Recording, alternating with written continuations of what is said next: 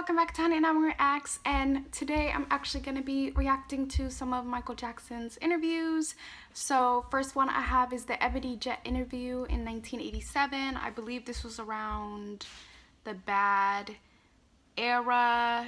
Thank you so much to a Patreon who recommended this to me and a couple of other interviews of his. I'm actually going to be doing the Bad documentary, and there's also Square One that I'm going to do, and I think someone said do Neverland. I'm not sure. But I found out Neverland was like his house or something. It's been almost 4 years since you've recorded or come out with a new album. Oh, is this before Bad? He took his time, How do you right? feel now that the album is out? I feel rejuvenated, kinda, because after working on it so long, it's so much work. A lot of people, they're used to just seeing the outcome of work. They never see the side of the work you go through to produce the outcome. And I feel, rejuvenated and happy. It's a jubilation, really, is what it is. It's like a celebration. It's like, we're done. How long did it take to come up with, I guess you almost wrote 8 songs or 7 songs on it? How long did it take to come up with that creative process? I don't remember. I totally don't remember. I don't even count the hours or anything. Every song is different. Sometimes it happens quickly, sometimes it happens slowly. No one can quite say what the creative process is, because I have nothing to do with it almost, because it's created in space. It's God's work, not mine. You know, talking about that, God gives us a lot of gifts a lot of times, and you've been really blessed with a tremendous amount of gifts. And yet it seems as though a lot has been required of you. Do you sometimes regret being so utterly famous? No, sometime, only sometime. Sometimes I want to sneak into places and not have any hoopla or, and it doesn't work all the time. Because people start and they crowd around, and which is sweet. I mean, I shouldn't complain, but no. But you have a right to complain, because yes. Okay, y'all. I'm liking this interviewer a lot because he's asking good questions, like genuinely asking him about his creative process. I don't know if it was just interviewers back then, but now, like, they ask you the dumbest questions, like, what's your celebrity crush? Who do you want to collaborate with? These, like, shallow questions that are just like, oh, are you kidding me? They don't ask them about how they worked on it, and I think it also has to do with, like, currently, like, these big artists, they don't have a lot to do with their own, like, music, in a sense. Like, there are artists that just sing, they don't write, they don't produce, they don't do none of that, they just sing, and it's like, it's hard to connect with your music when that's all you do, Like the BTS member RM, he writes a lot. He really came up with one of their songs, Spring Day. He was just sitting in the park and he had heard, like, literally the wind, and he was like, boom, there it is, and he got inspired to write it. And it's just those little things that are just like, wow, it truly is a gift, But back to Michael. I'm so glad that the interviewer was like, Michael was like, I shouldn't complain, because people are like, you're so blessed, you have no space to complain. But you really do, because there's so much that comes with this this fame and being able to produce something that so many people love. People can't help being the way they are and wanting to be close to you and wanting your attention even, or be acknowledged by someone they love and appreciate so much, but it's hard on that person. And especially as someone who's sharing so much of yourself with the world, you also deserve that as well. Let me get back into it. everybody has the right to go out there and to just be alone, but it seems like that right isn't really given to you. Well, it's part of the work, I would say. How do you feel about the song Bad? We talked earlier, and I told you that I like the song Bad because it's really all about you. You are the baddest when it comes to the record industry.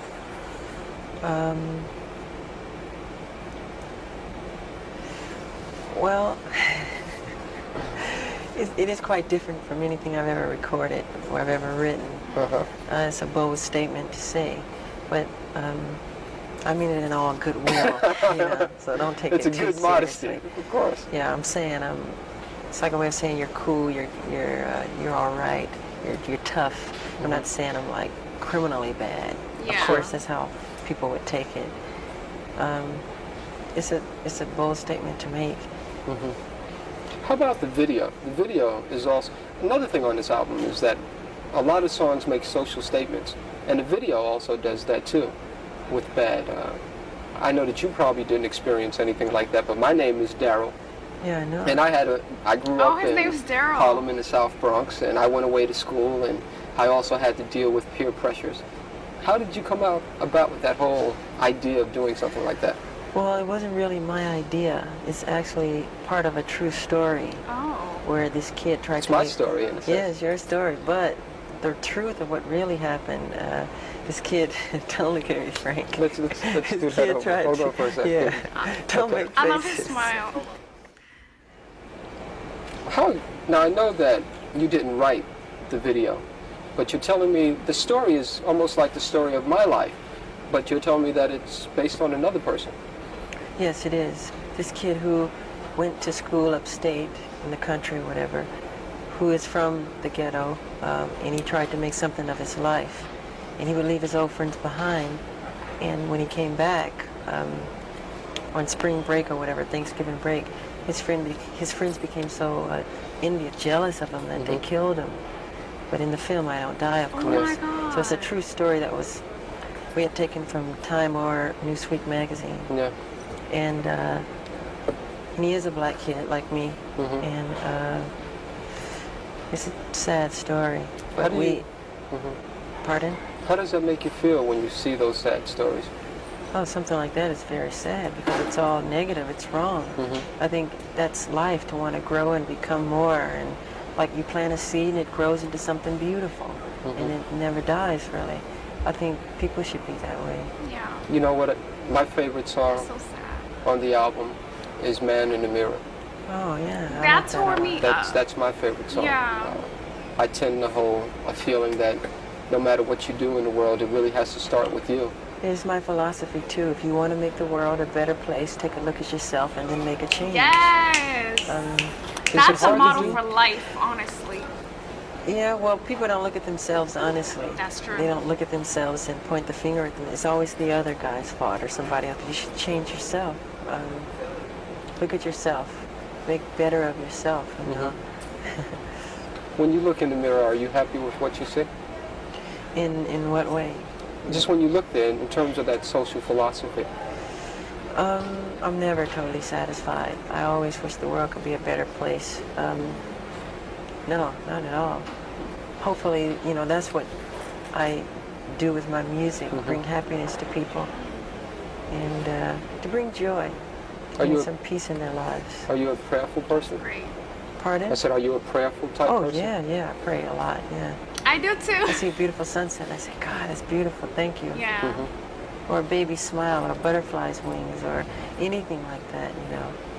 You know, on the Let me pause it for a second. I really love that he's able to appreciate the little things in life. It just shows that he's a very sensitive person and very aware of those around him. And I like that his philosophy, that he took it into his music and shared it with others, because he does want this world to be better, and just he's very conscious, socially conscious, I would say.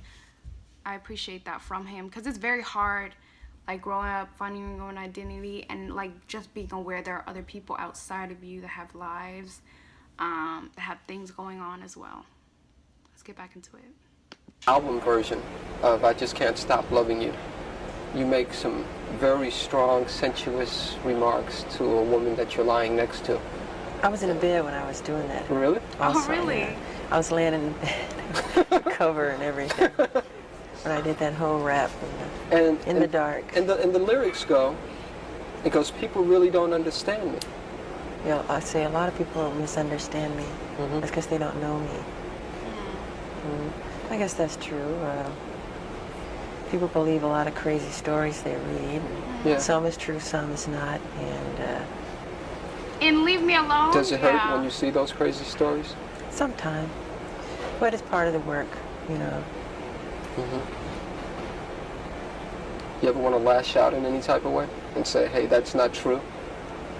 Yeah, a lot of times. But why bring more attention to a thing, you know? That's true. Is there another favorite song of mine? Is not as much as Man in the Mirror, but Liberian Girl. Yeah. That was such a vibe. Is there a y'all. Liberian girl in your life? Oh, No, this is this the type of questions where it's like, why does it matter? You know? Why do we care? You know what I mean? Like, what does this have to do with his album? What does this have to do with him as an artist? Is there a Liberian girl in your life? no, I wrote that in at my house in the game room. I guess I was playing some pinball He has or a something. game room? What? And the song just popped in my head, and I think I ran upstairs, put it on tape, and it became Liberian Girl. Same thing with "We Are the World, We Are the Children." I didn't really. Oh my I don't know God! Wow, his voice is so pretty. Let me go back 5 seconds.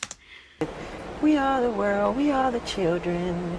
I didn't really, I don't know why those words came. They just came as that. We are the ones to make a brighter day, so let's start giving. I didn't think about it, just, just comes.